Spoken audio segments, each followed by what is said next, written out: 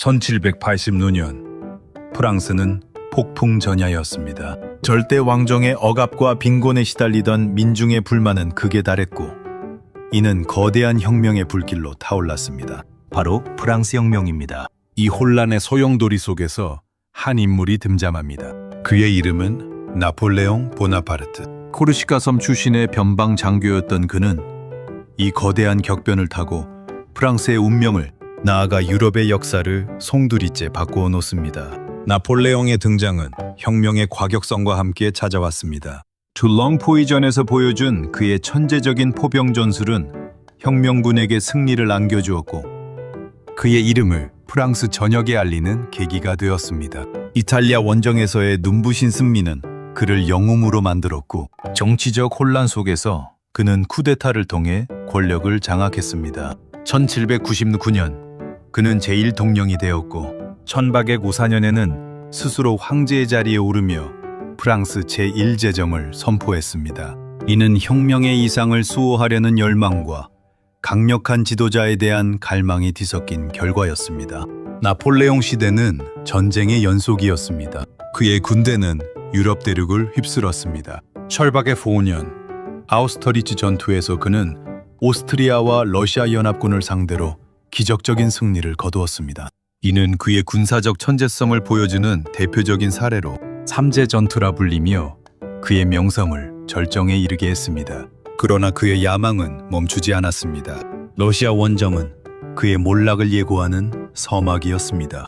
1802년 보로디노 전투는 피비린내 나는 격전이었지만 끝내 모스크바를 점령하는 데는 성공했으나 혹독한 겨울과 러시아군의 초토화 전술로 인해 그의 대육군은 괴멸적인 타격을 입고 후퇴해야 했습니다.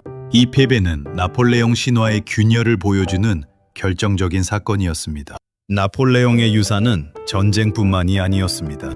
그는 프랑스 민법전을 편찬하여 근대 법체계의 기틀을 마련했습니다. 이 나폴레옹 법전은 사유재산권 보장, 계약의 자유, 법 앞의 평등 등 프랑스 혁명의 이념을 담고 있으며 오늘날까지도 전 세계 여러 나라의 법률에 큰 영향을 미치고 있습니다. 또한 영국을 견제하기 위해 시행한 대륙봉쇄령은 유럽 경제에 큰 파장을 일으켰습니다. 이는 유럽 국가들의 경제적 자립을 촉진하는 계기가 되기도 했지만 밀수와 암시장의 활성화를 가져오며 오히려 그의 통제력을 약화시키는 요인이 되기도 했습니다. 혁명의 수호자이자 유럽을 공포에 떨게 한 독재자 나폴레옹은 이처럼 양면적인 인물이었습니다.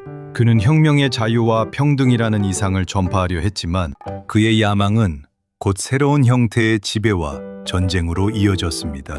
프랑스의 영광을 위해 그리고 자신의 권력을 위해 수많은 젊은이들이 전장에 나섰고 핏빛으로 유럽 담을 물들였습니다. 워털루에서의 최종 패배는 그의 야망이 막을 내리는 순간이었습니다. 1812년 그는 다시 한번 권력을 잃고 영국의 감시 아래 세인트 헬레나 섬으로 유배되었습니다. 외딴 섬에서 그는 자신의 회고록을 집필하며 과거를 되짚었습니다.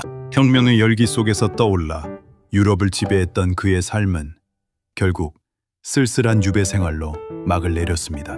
1821년 5월 5일 나폴레옹 보나파르트가 사망했습니다.